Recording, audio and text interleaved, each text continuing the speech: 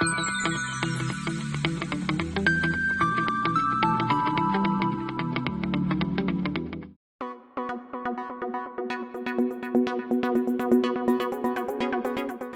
students, I am Kinjal Parmar.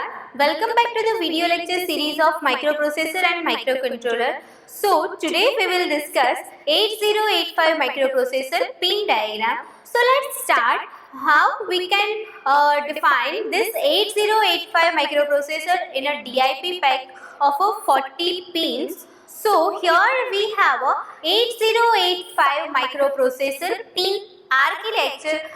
There are 40 pins, okay, and each and every pins or says each and every lines have some specific functional, okay. So here there are so many units in a 8085 microprocessor.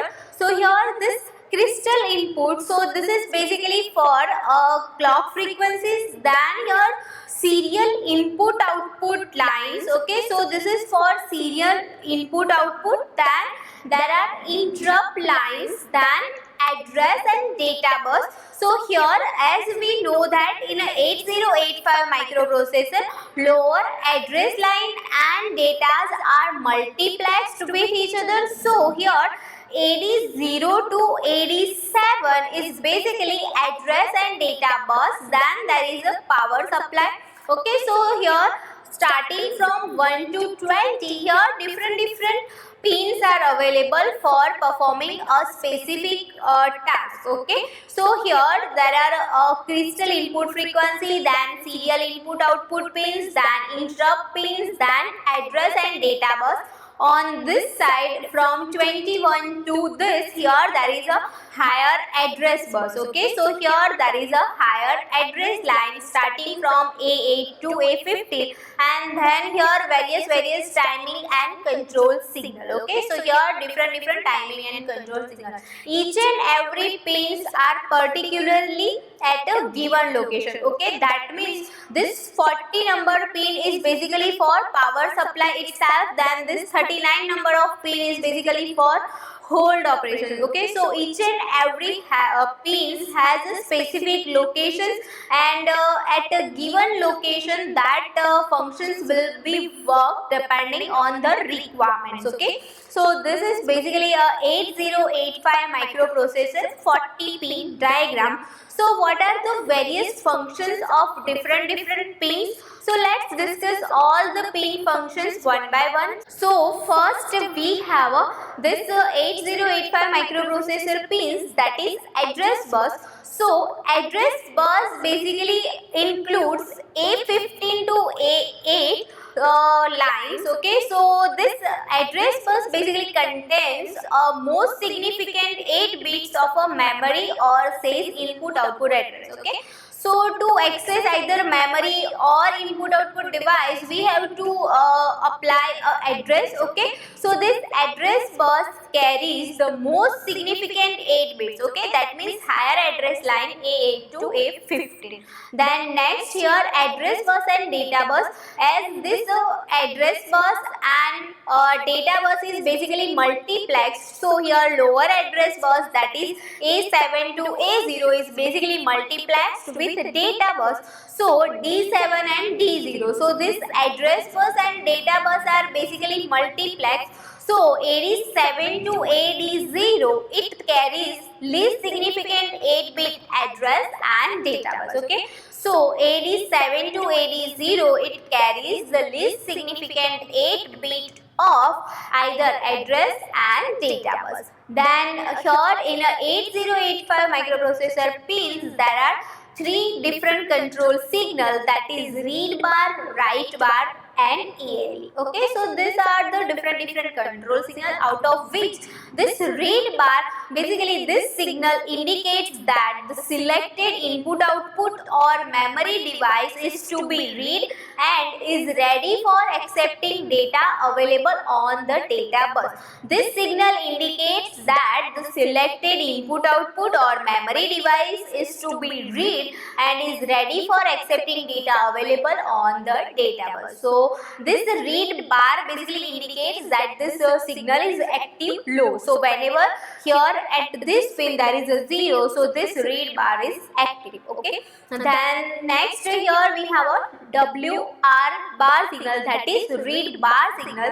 This signal indicates that the data on the data bus is to be returned into a selected memory or input output location. This signal indicates that the data on the data bus is to be returned into a selected memory or input output location. So this read and write bar are basically used to perform read and write operation. Then this ALE is address/enable. It is a positive going pulse generated when a new operation is started by a processor. When the pulse goes high, indicates that in a AD0 to AD7 we have an address, and when the pulse goes down it indicates the data. Okay. So in a AD0 to AD7 either there is a data or either there is a address. So how we can differentiate that what are the data and what are the address? So whenever this ALE is equals to 1, it indicates that in a AD0 to AD7 there is a bits related to address, and whenever this ALE is equals to 0, so in a AD0 to AD7 this bits are basically data. Okay, so this address latch enable is basically used to differentiate bits multiplexed in a address and data's lines. Okay, so what bits are address and what bits are data, it can be differentiated through this address latch enable. Then next in this control signal there are three status signal, that is IO/M bar, S0 and S1. So this IO/M bar, this signal is used to differentiate between input output and operations and memory operations, because with processor we can either connect input output or we can connect memory, or we can also connect simultaneously both. Okay, so if there is a memory operations, obviously we have to suggest that processor that this is a memory operations or this is a input output operation. So how this processor can know that this is a input output operations or this can be a memory operation? So using this IO/M bar. Okay, IO/M bar, so this input output is active high, M bar, that means this is active low. So whenever this IO/M bar is equals to 0, so this indicates that memory operation, because M bar, this indicates that memory operation is active low, IO operations is active high. Okay, so whenever this IO/M bar line is equals to 0, so it indicates that there is a memory operations, and when this IO/M bar is equals to 1, so it indicates that input output operations. Okay, so when it is high, this indicates input output operation, and when it is low, it indicates memory operations. And next, S0 and S1. This S0 and S1 are used to identify the current type of operations. Okay, so various operations are to be executed in a processor. So this status signal is basically used to identify the type of current operations. So here we have this kinds of table to identify which kinds of operations are to be executed in a processor. Okay, so here IO/M bar and S1 and S0, this three status signal. So this whenever this IO/M bar is equals to 0 0, so this indicates that memory operations. Now whenever this S1 is equals to 1, S0 is equals to 0, so it indicates read operations, and as IO/M bar is equals to 0, so it indicates memory read operations. And whenever this S1 is equals to 0, S0 is equals to 1, so it indicates write operations, and as IO/M bar is equals to 0, so it indicates memory write operations. If we have a IO/M bar is equals to 1 and IO/M bar is equals to 1 in both the case, so here we have a input output read, input output write, like this. Okay, so this indicates either operations are done with memory or operations are done with the input output, and we can perform read operations and write operations with memory and input output. So to indicate whether a read operation is to be executed or write or memory operations or input output operations, so these three control signals are executed. Okay, so this IO slash M bar, S1 is equals to 1, S0 is equals to 0, so memory 3. Whenever S1 is equals to 1, S0 is equals to 0, so read operations, but whenever IO slash M bar is equals to 0, so memory read, and if 1, so IO read, and as for memory write and IO write operations. So these are the different status signals. Then in a 8085 microprocessor, another unit, that is power supply. So for a power supply, there are two pins, that is VCC and VSS. VCC indicates plus 5 volt power supply and VSS indicates ground signal. So we can connect our power supply signal to this VCC line. Okay, then next here clock signal. So there are three clock signals, X1, X2 and clock out. This X1 and X2 is basically this clock signals, and a crystal is connected at this 2 point and is used to set the frequency of the internal clock generator. This frequency is internally divided by 2.